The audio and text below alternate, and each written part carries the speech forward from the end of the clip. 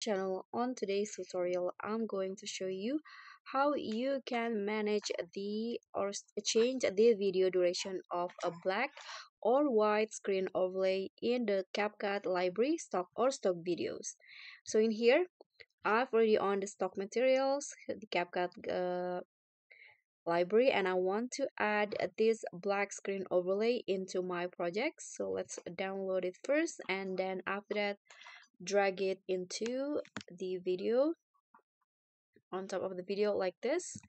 And as you guys can see here, the duration of the overlay and also my main video is not matched. My video is 11 seconds long, but the overlay only 5 seconds. So how you can change that to make it the same?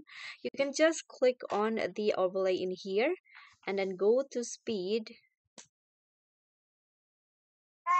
and here lower the speed or slow it down by swiping it to the left to make the duration longer. You can see it has become longer now, so just swipe like this. Okay, so after you are done adjusting the speed, you can just trim it again to match with the main video, just like that.